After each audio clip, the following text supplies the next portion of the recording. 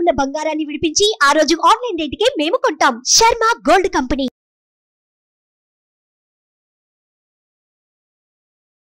నమస్తే, welcome to Suman TV. నేను మీ యామ్ని. ప్రస్తుతం మనతో ఉన్నారు ప్రముఖ ఆధ్యాత్మికవేత్త, ప్రముఖ జ్యోతిష వాస్తు పండితులు సుభాష్ శర్మ గారు ఉన్నారు. గురుగారు, గురుగారితో మనం మాట్లాడదాం. నమస్తే అండి. శ్రీమాత్రే నమః. గురుగారు, ఈ మార్చి నెలలో అసలు ఈ 12 రాశుల వారికి ఏ విధంగా ఉంటుందండి? వీరికి సంబంధించిన పరిహారాలు అంటే ఏంటండి అసలు? తప్పకుండా తెలియజేస్తానమ్మా. ముందుగా ప్రేక్షకులందరికీ శ్రీమాత్రే నమః, శ్రీ గురుభ్యో నమః. జ్ఞానినాంనపి చేతాంసి దేవీ భగవతీ హిత బలాయ కృష్యమోహాయ మహామాయ ప్రయశ్చతి. ద్వాదశ రాశుల యొక్క ప్రభావము మార్చి నెలలో గనక చూసుకుంటే 5 రాశుల వారికి చాలా అద్భుతంగా ఉంది. మిగతా రాశుల వారికి మధ్యమ ఫలితాలు అనేటటువంటివి ఉన్నాయి. అంటే అంత హై పొజిషన్ కాకుండా లో పొజిషన్ మీడియం మధ్యమ స్థానంలో గ్రహ సంచారం అనేటటువంటి ప్రభావితం చేస్తుంది. ఈ మార్చి నెలలో గనక చూసుకుంటే శుభ రాశులు అంటే అదృష్టాన్ని కలిగించేటటువంటి రాశులు గనక చూసుకుంటే మొదటి రాశి వృషభ రాశి, రెండవ రాశి సింహరాశి, మూడవ రాశి ధనుస్సు రాశి, నాలుగవది కుంభరాశి, ఐదవది మీనరాశిగా పరిగణలోకి తీసుకోవడం జరుగుతుంది. అయితే ఈ 5 రాశుల యొక్క గ్రహ ప్రభావం అనేటటువంటిది రాబోయే మార్చి నెలలో చాలా అద్భుతమైనటువంటి పొజిషన్స్కు వెళ్ళే అవకాశం ఉంటుంది. డబ్బు లావాదేవీల విషయాలలో కానివ్వండి, అదే రకంగా ఆర్థిక వ్యవహారాది స్థితులలో కానివ్వండి, చాలా అద్భుతమైనటువంటి స్థితిలో ఈ 5 గ్రహాలు అనేటటువంటివి ఈ 5 రాశుల వారికి చాలా అద్భుతంగా ఉంది అని చెప్పుకోవచ్చు. ఇక కొంచెం మధ్యమ ఫలితాలు ఇచ్చేటటువంటి రాశులు కనుక చూసుకుంటే మేషరాశి, ఎందుకంటే జన్మస్థ గురువు ఉన్నాడు కాబట్టి. అలాగే మిథున రాశి, అలాగే కర్కాటక రాశి వారికి అష్టమ శని ప్రభావం ప్రారంభమైంది. అలాగే కన్యా రాశి, అలాగే తులారాశి, వృశ్చిక రాశి, అలాగే మకర రాశి. అలాగే ఈ వృశ్చిక రాశికి కూడా అర్ధాష్టమ శని ప్రభావం అనేటటువంటిది ఏర్పడడం జరిగింది. కనుక ఈ యొక్క రాశుల వారికి ఏదైతే ఉందో ఈ మిగతా రాశుల వారికి మధ్యమ ఫలితాలు అనేటటువంటివి నడుస్తూ ఉంటాయి. మార్చి నెలలో గనక చూసుకున్నట్టయితే ఇప్పుడున్నటువంటి ఈ స్థితిలో చాలా అద్భుతంగా పీక్ పొజిషన్లో ఉండేటటువంటి రాశులు ఈ 5 రాశులుగా పరిగణలోకి తీసుకోవచ్చు. ఇక వృషభ రాశి గురించి చెప్పుకోవాలి. పీక్ పొజిషన్లో అంటే గనక ఆర్థిక వ్యవహారాదులలో కానీ, విద్యా వ్యవహారాదులలో కానీ, విదేశీ ప్రయాణాలలో కానివ్వండి, అలాగే కొత్త వ్యాపారాలు పెట్టడం, కొత్త బిజినెస్లు స్టార్ట్ చేయడము, అలాగే ఇన్వెస్ట్మెంట్లు పెట్టడము, ఇలాంటివన్నీ రంగాలలో కూడా విజయం సాధించేటటువంటి అవకాశము వృషభ రాశి వారి యొక్క జాతకంలో ఏర్పడటం జరుగుతుంది. అలాగే ఈ వృషభ రాశి వారు ఎవరైతే ఉన్నారో వాళ్ళందరికీ కూడా కుటుంబ వ్యవహారాదులు, అలాగే కుటుంబంలో ఉన్నటువంటి ఇబ్బందులు ఇవన్నీ కూడా తొలగిపోయేటటువంటి అవకాశాలు కూడా వృషభ రాశి వారి యొక్క జాతకంలో ఏర్పడబోతాయి. అంటే వృషభ రాశి వారికి మంచి స్థానంలోనే గురు సంచారం అనేటటువంటిది ఏర్పడడం జరుగుతుంది.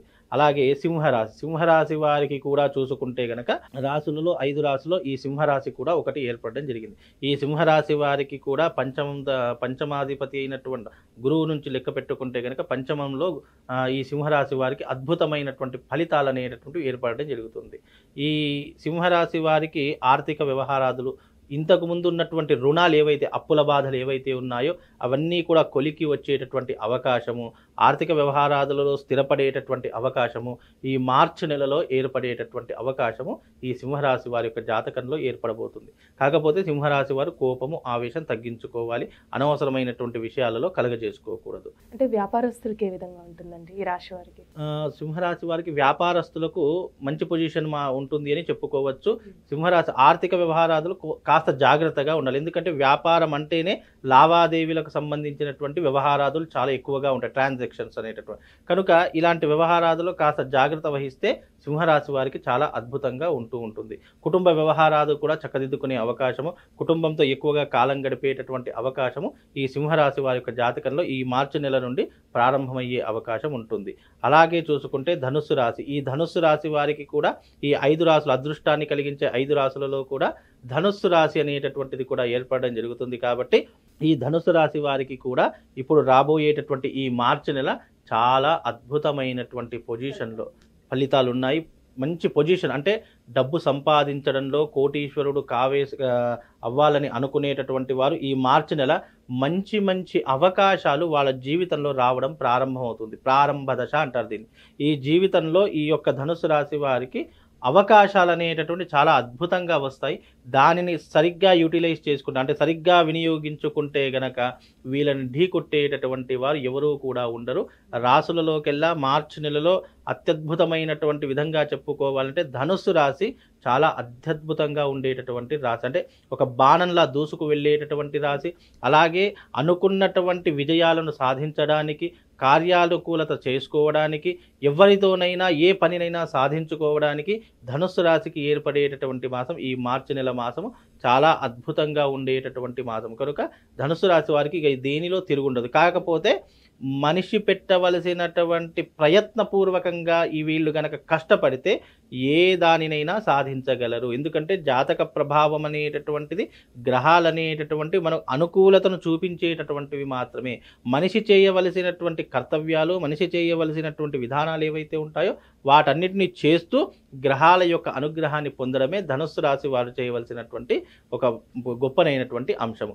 అలాగే చూసుకుంటే కుంభరాశి వారికి కూడా జన్మస్థ శని ప్రభావం ఉంది, కానీ అది అంతగా ప్రభావితం చూయించదు.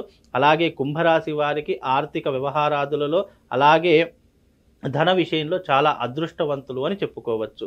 ఎందుకు అనంటే గనక కుంభరాశి వారు ఇన్ని సంవత్సరాలుగా ఏలినాటి శని ప్రభావంతో ఇబ్బందులు పడుతున్నారు. కానీ ఇప్పుడు రాబోయేటటువంటి ఈ మార్చి నెల వాళ్ళకు అదృష్టాన్ని, శుభయోగాన్ని సూచించేటటువంటి విధంగాను, వాళ్ళకంటూ ఒక మంచి ఆపర్చునిటీ, మంచి అవకాశాలు వచ్చేటటువంటి విధంగాను ఈ మార్చి మాసం అనేటటువంటిది, మార్చి నెల అనేటటువంటిది చాలా అద్భుతంగా ఉపయోగపడుతుంది. ఇన్ని రోజులు ఏవైతే కుటుంబ సమస్యలు, ఆర్థిక వ్యవహారాదులతో చిక్కులు చికాకులతో ఇబ్బందులు పడుతున్నారో కుంభరాశి వారికి ఈ మార్చి నెల చాలా మంచి టైం అని చెప్పుకోవచ్చు. అంటే ప్రతి మనిషికి ఒక రోజు వస్తుందని చెప్పుకుంటారు కదా, అలాగే కుంభరాశికి కూడా ఇప్పుడు ఒక రోజు అంటూ ఏర్పడుతుంది. ఈ మార్చి మాసం అంతా కూడా అద్భుతమైనటువంటి రోజులుగాను, వాళ్ళు కష్టపడితే వాళ్ళంతట వాళ్ళు మంచి ప్రయోజకులు అవుతారు. వాళ్లకు కష్టపడేటటువంటి తత్వం అనేటటువంటిది అలవాటు చేసుకుంటే వాళ్ళు నిజంగా జీవితంలో మంచి పొజిషన్లోకి వస్తారు. అంటే వాళ్ళు డబ్బు పోయినా పర్వాలేదు, వాళ్లకు పని జరగాలి అనేటటువంటి ఆలోచనా తత్వం కలిగినటువంటి వారు కుంభరాశి వారు. ఆ డబ్బు కూడా పోకూడదు, ఆ పని మనతో కూడా అవుతుంది కదా అని ఆలోచిస్తే గనక వాళ్ళు మంచి స్థాయిలోకి వెళ్ళే అవకాశము ఈ కుంభరాశి వారి యొక్క జాతకంలో ఏర్పడుతుంది. కనుక కుంభరాశి వారికి కూడా ఈ 5 రాశులలో కుంభరాశి కూడా అత్యద్భుతమైనటువంటి స్థానాన్ని ఏర్పరచుకోగలుగుతుంది. ఇటు విద్యలో కానీ, విదేశీ ప్రయాణాలలో కానీ, ఉద్యోగంలో కానీ, ఏ విషయంలోనైనా కానీ ఇప్పుడు మంచి టాప్ పొజిషన్లో ఉన్నటువంటి రాశుల్లో కుంభరాశి ఒకటి అని చెప్పుకోవచ్చు. అలాగే చివరిగా ఉన్నటువంటి 5 రాశుల్లో మీనరాశి. ఈ మీనరాశి వారికి కూడా చాలా అద్భుతంగా ఉండబోతుంది. ఈ మీనరాశి వారికి శుభకార్యాలు అధికంగా చేస్తూ ఉంటారు. ఇంట్లో డబ్బులు అధికంగా ఖర్చు అవుతాయి. శుభకార్యాలకి ఖర్చు అవుతాయి తప్ప అనవసరమైనటువంటి విషయాలకు ఖర్చు కావు. కాబట్టి అది మంచి లాభదాయకమైనటువంటి విషయం కాబట్టి మీనరాశి వారికి అద్భుతంగా ఉంది అని చెప్పుకోవచ్చు. ఇన్ని రోజులు ఏదైనా ప్రయత్నాలు, ఉద్యోగ ప్రయత్నాలు చేస్తున్నటువంటి వారికి, అలాగే గవర్నమెంట్ రంగంలో ఉన్నటువంటి వారికి మంచి లాభదాయకంగా నడిచే అవకాశము, ఉద్యోగం లేనటువంటి వారికి ఉద్యోగ అవకాశాలు వాటంతట అవే వెతుక్కుంటూ రావడం అనేటటువంటిది జరిగే అవకాశం మీనరాశి వారి యొక్క జాతకంలో ఏర్పడబోతుంది. కాబట్టి మీనరాశి వారికి కూడా చాలా అద్భుతంగా ఉంది అని చెప్పుకోవచ్చు. ఈ 5 రాశులు ఏవైతే ఉన్నాయో ఒక అద్భుతమైనటువంటి పొజిషన్కు వెళ్ళే అవకాశం ఈ 5 రాశుల వారికి మార్చి నెలలో చాలా అద్భుతంగా ఏర్పడబోతుంది. గ్రహాలు కూడా వాళ్ళకు అలా సపోర్ట్ చేస్తూ ఉంటాయి. గ్రహాలు కూడా వాళ్లకు కార్యానుకూలత కలిగిస్తూ ఉంటాయి. అన్ని రంగాల వారికి ఈ 5 రాశుల వారికి పట్టిందల్లా బంగారం అవుతుంది. అనుకున్నటువంటి విజయాన్ని సాధిస్తారు. కాకపోతే వీళ్ళకంటూ ఒక ఏకాగ్రత, చిత్తశుద్ధి అనేటటువంటిది ఏర్పరచుకుంటే తప్పకుండా రాబోయే ఈ మార్చి నెల వాళ్ళ జీవితంలో మర్చిపోలేనటువంటి విధంగాను ఇటు ఆర్థిక వ్యవహారాదులలో, కుటుంబ విషయాలలో, అలాగే ఏవైతే ఉద్యోగ విషయాలలో ఏవైతే ఇబ్బందులు, చికాకులు ఏవైతే ఉన్నాయో అవన్నీ కూడా రూపుమాపించుకోవడానికి ఈ మార్చి నెల చాలా అద్భుతంగా ఉపయోగపడుతుంది. ఇక మధ్యమ స్థానంలో ఉన్నటువంటి రాశులు మీకైతే చెప్పాను. మేషము, మిథునము, కర్కాటకము, కన్య, తుల, వృశ్చికం, మకరం. ఇవి మధ్యమైనటువంటి స్థితిలో ఉన్నాయి. మధ్యం అంటే ఏంటి, అంత భయపడాల్సిన అవసరం. ఎందుకంటే రాశుల ప్రభావం ఇప్పుడు మీడియాలో వచ్చేసరికి కొంతమంది మంచిగా ఉందన్నారు, కొంతమంది బాగా లేదంటున్నారండి. ఎవరు వాళ్ళకి ఇష్టం వచ్చినట్టు చెప్తున్నారు అని అనుకుంటారు.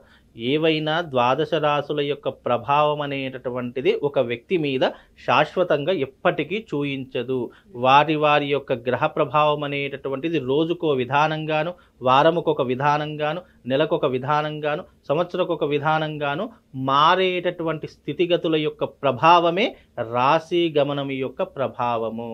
ఈరోజు బాగా అద్భుతంగా ఉంటుంది, ఈరోజు ఏది చేసినా సక్సెస్ అవుతుంది. కానీ తెల్లారలేస్తే కొంతమందికి ఏది చేసినా కార్యానుకూలత కాదు, ఏది చేసినా సాటిస్ఫాక్షన్ లేనటువంటి జీవితము, చిక్కులు చికాకులు. అరే నిన్నంతా చాలా హ్యాపీగా ఉండేటటువంటి వాడిని ఈరోజు ప్రొద్దున లేచినప్పటి నుంచి నాకు లేనిపోని ఇబ్బందులు ప్రారంభమయ్యాయి, ఎవరిదో ఇబ్బంది నా నెత్తి మీద వేసుకొని ఇలా చెబుతూ ఉంటారు. అంటే దీని యొక్క ప్రభావం అంటే అర్థం అంటే ఏంటి అంటే రాసుల ప్రభావం అనేటటువంటిది స్థానచలనంతో కూడుకొని ఉన్నటువంటిది. ఎప్పుడూ కూడా స్థిరంగా ఒక పొజిషన్లో ఉండేటటువంటి విధానము రాసుల ప్రభావం ఉండదు. కనుక ఈ నేను చెప్పినటువంటి మిగతా రాసులు ఏవైతే ఉన్నాయో అవి మధ్యమమైనటువంటి ఫలితాలను కలుగజేస్తాయి తప్ప అంత అశుభాన్ని కలిగించేటటువంటివో లేదా అయ్యో నా జాతకంలో ఏదో అన్ని దోషాలను ఏదో అయిపోతుందో అనేటటువంటి భ్రమలో మాత్రము ఎవరూ కూడా ఉండకూడదు. మధ్యమమైనటువంటి స్థితిలో ఉన్నాయి కాబట్టి దానికి దైవారాధన చేసుకోవడము, పరిహారాలు కూడా ఇప్పుడు మధ్యమ స్థానంలో ఉన్నప్పుడు మనం ఏం చేయాలి? ప్రశాంతమైనటువంటి వాతావరణంలో ఉండాలి, ఎవరి జోలికి వెళ్ళకూడదు, వీలైనంత వరకు అనవసరమైనటువంటి విషయాలలో కలుగజేసుకోకూడదు. కొంతమంది మనుషులకు ఎలా ఉంటుంది అంటే గ్రహచారం బాగా లేకపోతే ఎదుటివాడి యొక్క తలనొప్పి కూడా మన నెత్తి మీద వేసుకునేటటువంటి దారిద్ర జాతకాలు కొంతమందికి ఉంటాయి. అలాంటి జాతకులు ఏది చేసినా కూడా అది రివర్సే అవుతుంది తప్ప ఎలాంటి ప్రయోజనాన్ని తమ జీవితంలో కలిగించదు. కనుక అలాంటి విషయాలకు చాలా దూరంగా ఉండాలి, మన పని మనం చేసుకోవాలి.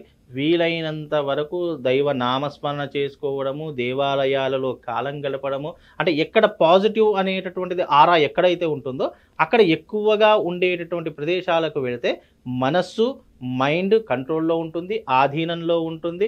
ఆ సమయంలో ఏదైతే అంటే మనం కొన్ని ప్రదేశాలు ఇలా ఉంటుంది అంటే గండాలు వచ్చేటటువంటి ఆపత్కాలంలో కొన్ని ప్రదేశాలు కొన్ని పాజిటివ్ ఇచ్చేటటువంటి పాజిటివ్ ఎనర్జీ ఇచ్చేటటువంటి ప్రదేశాల్లో అలాంటి గండాలు తప్పించుకునే అవకాశం ఆ ప్రదేశాలకు ఉంటుంది. అందుకే ఎక్కువగా నీ గ్రహ సంచారం బాగాలేదు కాబట్టి నాయన నువ్వు ప్రతిరోజు ఈ ఆలయం చుట్టూ తిరుగు, ఈ నవగ్రహాల చుట్టూ అని ఎందుకు తిరుగుమని చెప్తాము అంటే ఒక ఆలయం అనేటటువంటిది భగవంతుడి ఆలయం అనేటువంటి పాజిటివ్ ఎనర్జీని గెయిన్ చేసేటటువంటిది, అదృష్టాన్ని కలిగింపజేసేటటువంటిది. కాబట్టి అక్కడ ఉండడం ద్వారా మనిషికి వచ్చే ఆపదలు ఇబ్బందులు తొలగిపోతాయని చెప్పేసి ప్రతి ఒక్క బ్రాహ్మణుల అర్చకులు ఏం చెప్తాం, నాయన నువ్వు ప్రదక్షిణ చేసుకో, ఫలానా ఈ అభిషేకం చేసుకో, ఫలానా నీ తల్లిదండ్రులకు సేవ చేసుకో, ఫలానా గోవులకు ఆవులకు ఈ దానా పెట్టు అని చెప్పి ఎందుకు చెప్తారు అంటే వాళ్ళకు రాబోయే విపత్కాలము, రాబోయేటటువంటి గండాలు ఏవైతే ఉన్నాయో అవి తొలగింపజేసుకోవడానికి ఇలాంటి పరిహారాలు చెప్పడం ద్వారా వాళ్ళ జీవితంలో ఉన్నటువంటి నెగిటివ్ అనేటటువంటి పోతుంది. అందుకే గ్రహ సంచారంలో రాశి ఫలాలలో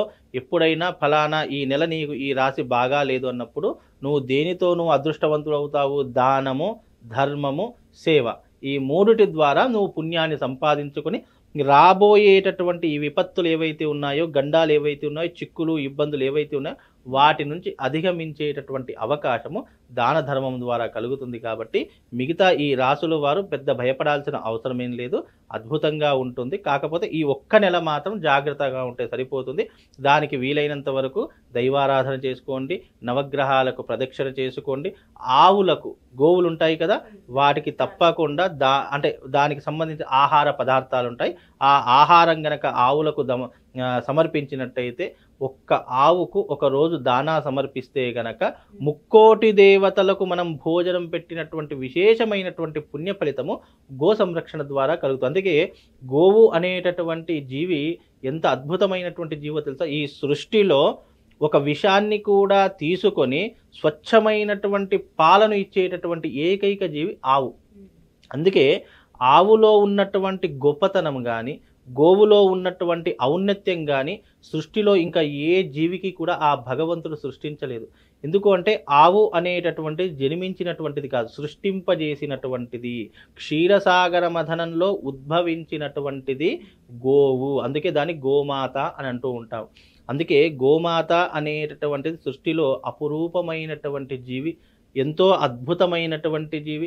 గోవులో 3,000,000 దేవతలు ఉన్నారు అని తెలియజేసినటువంటి సనాతన ధర్మము మనకు అందించినటువంటి గొప్పనైనటువంటి తత్వము ఆ గోవు. కనుక గ్రహ సంచారం ఎవ్వరికి బాగా లేకపోయినా, బాగున్నా బాగా లేకపోయినా, నువ్వు ఆవుకి రోజు దాని సరిపడ ఆహారం నువ్వు సమర్పించు. జీవితంలో ఇక నీకు దారిద్ర్యం అనేటటువంటిది కానీ, నీ జీవితంలో దుఃఖం అనేటటువంటిది లేకుండా అద్భుతమైనటువంటి ఫలితాలు ఉంటాయి. కనుక బాగున్నటువంటి రాసులు ఏవైతే ఉన్నాయో వాటికి సంబంధించినటువంటి పరిహారాలు ఏమవసరం లేదు. ఇప్పుడు బాగా లేనటువంటి రాసులు ఉన్నాయి కదా అంటే మధ్యస్థ స్థాయిలో ఉన్నటువంటి అవి మాత్రము బాగా లేనటువంటి వాళ్ళు ఈ వీడియో చూసి ఎవరైతే చూస్తున్నటువంటి వారు ఉన్నారో దానికి సంబంధించినటువంటి పరిహార క్రియలు చేసుకోండి. అద్భుతంగా వారి జీవితం మునుముందు చాలా అద్భుతంగా ఉంటుందమ్మా. గురుగారు, ఇప్పుడు మధ్యమ స్థానంలో ఉన్న రాశులు ఉన్నాయి కదండి, వాళ్ళకి ఎలాంటి పరిహారం చేస్తే మంచిదండి? అసలు ఏం చేయాలి అసలు మనం? అయితే మధ్యమంలో ఉన్నటువంటి రాశి ఫలితాలకు వాళ్ళు ఏం చేసుకుంటే బాగుంటుంది అంటే గనక రాబోయేటటువంటి అద్భుతమైనటువంటి రాత్రి శివరాత్రి. ఈ శివరాత్రి రోజున ఈ యొక్క మధ్యమ స్థానంలో ఉన్నటువంటి రాశులు, ఎందుకంటే శివుడి యొక్క ఆజ్ఞతోనే గ్రహాలు సృష్టించబడ్డాయి. శివుడి యొక్క ఆజ్ఞతోనే గ్రహాలన్నీ కూడా పరిపాలించబడుతున్నాయి. శివుడి యొక్క ఒక్క అనుగ్రహం ఉంటే చాలు, ఎలాంటి గ్రహరాశులైనా ఎలాంటి ఇబ్బందులైనా కూడా తొలగిపోయేటటువంటి అవకాశాలు శివారాధన వల్ల కలుగుతాయి. మామూలు రోజులలో చేసే శివారాధన కంటే ఈ శివరాత్రి రోజున మధ్యమ రాశులు, ఈ మధ్యమ ఫలితాలు ఇచ్చే రాశులు ఇంకోసారి చెప్తాను, మిగతా ఎవరైనా చూస్తున్నట్టు నోట్ చేసుకోండి. అంటే మధ్యమ స్థితిలో ఉన్నటువంటి రాశులు మేషరాశి, అలాగే మిథున రాశి, అలాగే కర్కాటక రాశి. కర్కాటక రాశి వారికి అష్టమ శని ప్రభావం అనేటటువంటి ఉంది కాబట్టి వాళ్ళు కాస్త జాగ్రత్తగా ఉండాలి. అలాగే కన్యా రాశి, తులారాశి, వృశ్చిక రాశి. వృశ్చిక రాశి వారికి అర్ధాష్టమ శని ప్రభావం అనేటటువంటిది ఉంది, వాళ్ళు కాస్త జాగ్రత్తగా ఉండాలి. అలాగే మకర రాశి. ఈ రాశుల వారు ఎవరైతే ఉన్నారో ఈ శివరాత్రి రోజున శివుడికి చెరుకు రసముతో అభిషేకం చేసుకోండి. అంటే పంచామృతాలతో అనేక ద్రవ్యాలతో అభిషేకం చేస్తారు, అదొక విధానమైతే మీకు ఇప్పుడు రాబోయేటటువంటి ఇప్పుడు మార్చి నెలలోనే శివరాత్రి వస్తుంది. ఈ మార్చి నెల గడవాలి, అన్ని రకాలుగా వాళ్ళకు ఉన్నటువంటి ఇబ్బందులు కానీ ఈ ఆటంకాలు కానీ అన్నీ దూరం కావాలంటే చెరుకు రసముతో అభిషేకం చేయించుకోండి. ఈ రాసులు ఏవైతే మధ్యమ ఫలితాలని చెప్పామో అవి ఉత్తమ ఫలితాలకు కన్వర్ట్ అయిపోతాయి. అంటే రాబోయేటటువంటి మార్చి నెల ఎలాంటి విపత్తులు లేకుండా, గండములు లేకుండా, ఆపదలు లేకుండా వాళ్ళ జీవితం సునాయాసంగా ఈ మార్చి నెల అనేటటువంటిది గడిచిపోవడం జరుగుతుంది. ఇక మార్చి గడిచిపోయింది అంటే ఇక వచ్చేది కొత్త సంవత్సరం ఉగాది. ఏప్రిల్ వచ్చిందంటే ఉగాది. ఇక మళ్ళీ ఆ తదుపరి ఫలితాలు కొత్త పంచాంగంలో ఉంటాయి. తర్వాత సంవత్సర ఫలితాలు కూడా ఈ యొక్క విధానంగా తెలుసుకోవచ్చు. ఈ మార్చి నెల గడవాలి అంటే ఈ నేను చెప్పినట్టు మధ్యమ ఫలితాలు ఉన్నటువంటి రాసులు ఎవరైతే ఉన్నారో వాళ్ళు శివాలయానికి శివరాత్రి రోజున వెళ్ళి చక్కగా ఆ రోజున అభిషేకం చేసుకుంటే చెరుకు రసంతో గ్రహ దోషములన్నీ కూడా పటాపంచలయ్యేటటువంటి అవకాశము ఆ రోజున ఏర్పడుతుందమ్మా. చాలా చక్కగా తెలియజేశారండి, ధన్యవాదాలు.